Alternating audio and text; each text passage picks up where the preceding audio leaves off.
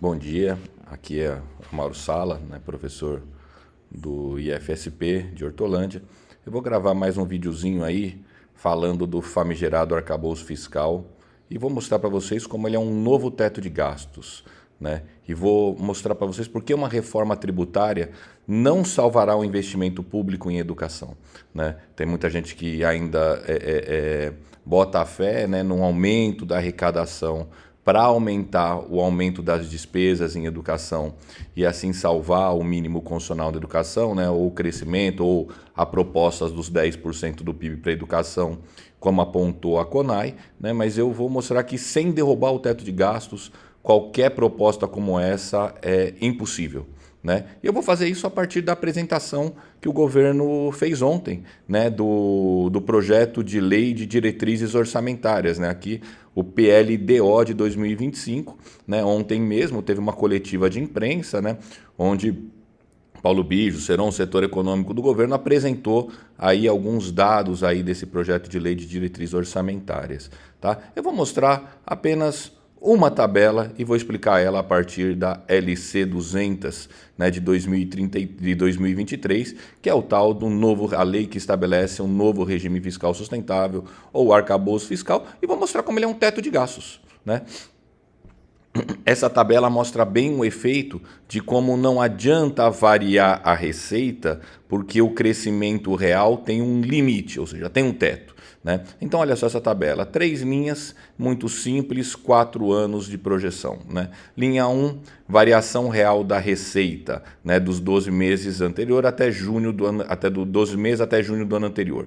Né? E aqui é a projeção de crescimento da variação real da receita: 8,46, 9,13, 4,20, 2,92. Legal, mas a gente sabe, né, que está lá no arcabouço fiscal. Vamos lá, podemos até ler a lei de novo, né, que assim, que a variação real dos limites de despesa primária, né, será cumulativa e ficará limitada em relação à variação real da receita primária às seguintes proporções: 70%, caso a meta do resultado primário tenha sido cumprido, e 50%, caso a meta do resultado primário não tenha sido cumprido, né? Então, já começa aí. Então, se a receita a variação da despesa só pode atingir até, no máximo, 70% da variação da receita. Né? Então, despesa, você não tem mais uma relação de 1 para 1 para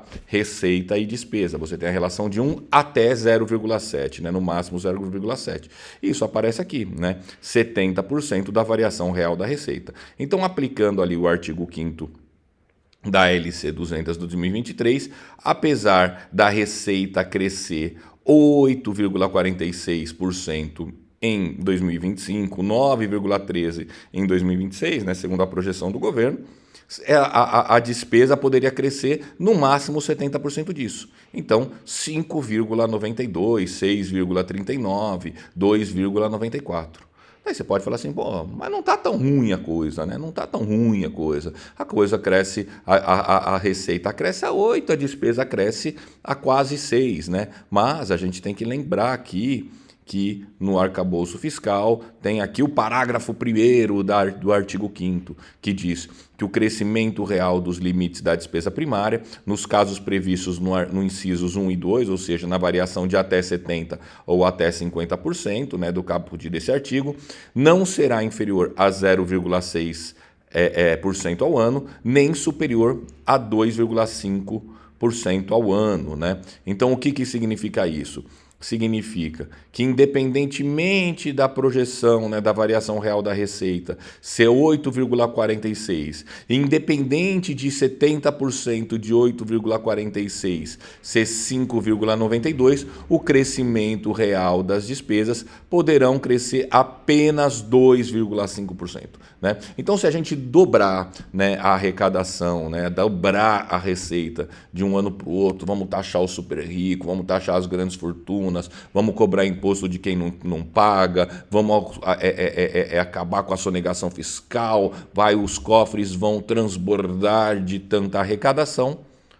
o crescimento real dos limites da despesa poderão ser no máximo 2,5, né? Então é assim, sempre que for acima de 2,5, né, a variação dos 70% da variação real da receita, né, ficará limitado a 2,5. E sempre que for abaixo, né, os 70% da variação real da receita, ficará abaixo dos 2,5.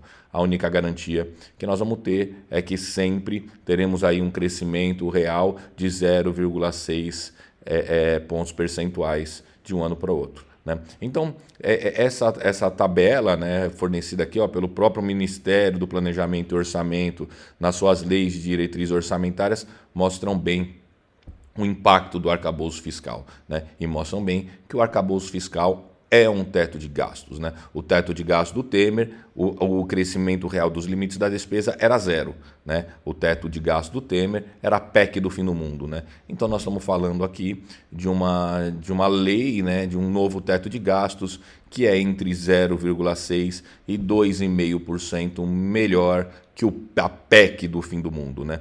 Então não adianta crescer a variação real da receita, porque a variação real da receita vai ficar limitada, da despesa vai ficar limitada em 70% no melhor dos casos e 50% se não cumprir a meta, mas de uma forma ou de outra, mesmo que a variação real da receita seja muito alta, mesmo que os 70% deste muito alto continua sendo alto, a variação real do crescimento da despesa fica limitado pelo arcabouço fiscal a 2,5%.